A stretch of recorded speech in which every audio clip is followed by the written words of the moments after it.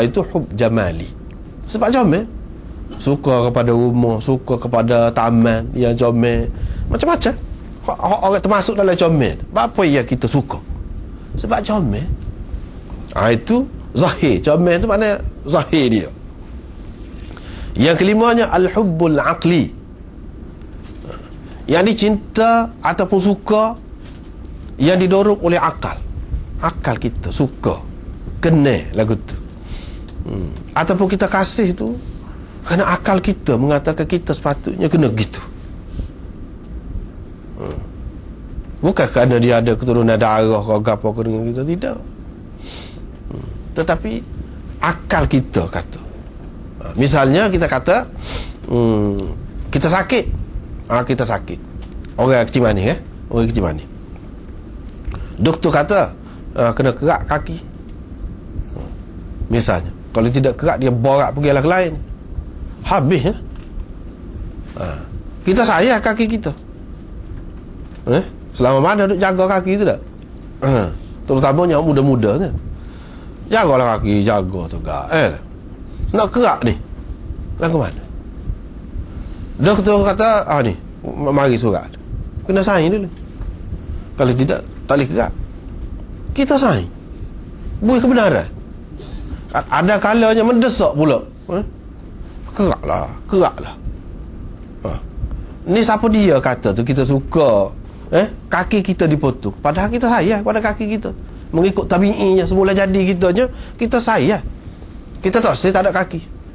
Tapi apakah perkara yang mendorong kita terima kaki kita tu akan dipotong? Akal. Akal kita kata. Kita mikir. Dah orang royak ni kita mikirlah. Kalau tak kerak kaki ni, kerak pakai mati. Kita lebih sayang kepada nyawa kita lagi. Kan kita mikir kaki nak mana dengan nyawa. Kita kena melihara nyawa lagi. Akal kita kata ubat tu tak sedap lah, pahit lah, kita kata tak sesuai dengan selera kita tu. Kalau kira nak angin kita je nak kau sedap manis. Tetapi akal kita kata tak boleh, jangan buat lagu tu. Makan pahit pun makan lah ubat. Akal kita kata kita jadi suka kepada benda yang mana kalau nak kira dari segi tabi'i kitanya kita tak suka, tapi kita lebih utama. Itu orang panggil al-hubbul aqli. Dalam hubungan ni, dalam hubungan dengan Nabi SAW ni, ulama-ulama mengatakan dia kata tidak beriman seseorang daripada kamu selagi aku ni tidak dikasihinya daripada ayah dan anaknya. Kasih di sini maksudnya kasih akli. Hak yang kelima saat ni, kasih akli. Sebab akal kita lah yang mengatakan Rasulullah SAW telah patut kita sayang lebih daripada orang lain. Kalau kita nak kata sebab comel dia tak ada dah, kita tak ada tengok. Walaupun kalau kita baca dalam hadis-hadis, memang dalam hadis sebut comel. Nabi SAW ni memang comel.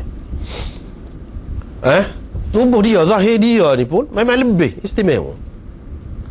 Sehingga kan ada kan sahabiah Ummu Sulaim, mak kepada Anas itu, kalau Nabi pergi rumah dia tidur atas tikar, peluh kan, peluh musim panas.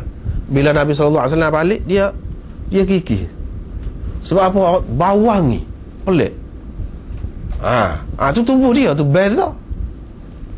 Kalau nak kiranya beza daripada orang lain. Tu kalau nak kira comel lah tu, lebih lah tu hak zahir. Yalah sahabat tu dah lah, kita tak dah. Dan tengok dalam hadis gitu je. Comel dia tu. Lepas tu kan dalam hadis disebutkan Dihyah, sahabat Nabi SAW tu, dia selalu kirim kan, kalau dia nak hantar surat mana-mana, comel sangat katanya. Comel sangat. Comel dia tu sehingga terpaksa dia kena tudung muka dia kalau dia berjalan. Tak pasal apa, orang-orang perempuan akan jatuh hati kepada dia. Pelik kata comel. Dalam hadis disebut sebab apa Nabi hantar dia, sebab dia paling serupa dengan Nabi SAW. Comel lah mana. Nabi SAW comel dari segi zahir dia. Itu dari segi jamal. Kalau kita nak kira comel tu, iyalah satu tarikan. Tapi kita tak ada tengok. Cuma kita boleh tahu daripada hadis. Dari segi kamal pula, kelebihan dia, keistimewaan dia. Banyak keistimewaan dia. Seperti yang kita maklum lah, istimewa dia. Kalau orang lain, istimewa dia warga dia. Dia reka ni lah, elektrik. Dia menemukan elektrik. Kita boleh duduk dalam cerah. Itu istimewa tu. Buat kereta, kita boleh naik kereta laju cepat. Dan macam-macam lagi lah. Buat lift. Sampai sekarang ni kita boleh naik ke atas dengan cepat. Semua tu lahir daripada keistimewaan belaka tu. Keistimewaan kan. Rasulullah tak ada ajar sahabat pun benda tu. Benda-benda lagu tu dia tak ada pun kepandaian yang orang boleh sampai dia.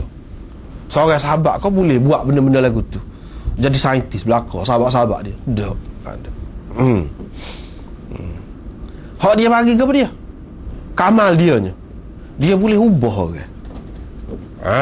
Tu dia. Ajaran dia tu. Orang sejahat-jahat orang dalam Quran kata al-a'rabu ashaddu kufran wa nifaqa wa ajdaru an la ya'lamu hudud ma anzalallah. Orang Arab tu paling kuat kufur dia. Paling kuat nifak dia.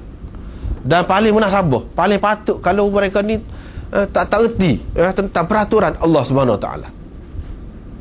Tuhan pilih Nabi ni di kalangan orang ni. Nak suruh baiki hak tu. Kau paling teruk. Dia boleh baiki. Itu istimewa tu. Kalau kita nak baiki orang, bukan nak buat kereta tak. Bukan nak buat aircon kau kita kata dah.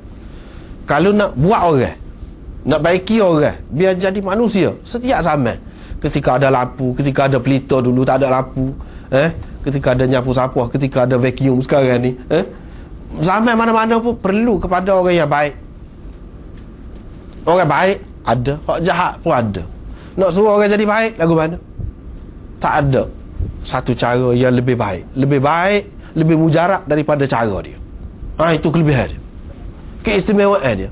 Kalau tengok dalam sejarah gitu,